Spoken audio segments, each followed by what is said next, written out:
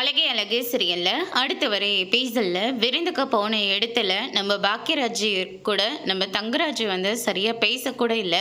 ஏன் அவர் கேட்ட கேள்விக்கு கூட அவர் சரியா பதில் சொல்லவும் இல்லை. அதுக்கு அடுத்துதான் வந்து பார்த்தீங்கன்னா நான் இந்த பக்கம் நம்ம தேவி இருந்துட்டு எங்க நீங்க வராம போயிடுவீங்களோன்னு ரொம்பவே நான் வருத்தப்பட்டுட்டு இருந்தேன். நல்ல வேலை வந்துட்டீங்க. நானு உங்க அண்ணன் தோ நிக்கிறாங்களே மதி, இவங்க எல்லாருமே வந்தது காரணமே உனக்காக மட்டும்தான். நீ வருத்தப்படக்கூடாதுன்ற ஒரே ஒரு காரணத்துக்காக தான். அதனால தான் அண்ணன் என்ன சொன்னாலும் பரவாயில்ல அப்படின்னு சொல்லிட்டு தான் நாங்கள் இங்கே வந்திருக்கோம்.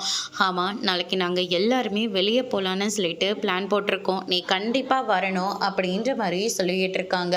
அதுக்கு அடுத்ததாக நம்ம தேவி இருந்துட்டு அங்கே வந்து ஏதாவது பிரச்சனை ஆகிடுமோன்னு ரொம்ப பயமாக இருக்காண்டி அப்படின்ற மாதிரி சொல்லிக்கிட்டு இருக்காங்க. அங்கே எல்லாருமே இருக்கிறதுனால கண்டிப்பாக எந்த ஒரு பிரச்சனையும் வரவே வராது. அதனால் நம்ம சந்தோஷமாக போயிட்டு இருந்துட்டு வரலாம். குழந்தைங்களும் கொஞ்சம் என்ஜாய் பண்ண மாதிரி இருக்கும்ல. இப்படி யாராவது நம்ம வீட்டுக்கு வந்தால் மட்டும்தான் நம்ம எங்கேயாவது போயிருக்கோம்.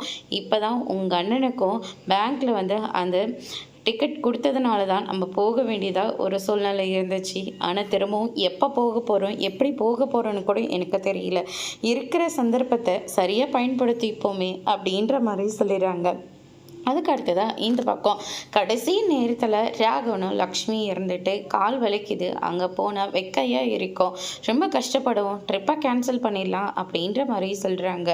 மாப்பிள்ளை வராருன்னு சொன்ன உடனே சரி ஓகே அப்படின்ற மாதிரி சொல்கிறாங்க. அதோடு முடிச்சிருக்காங்க.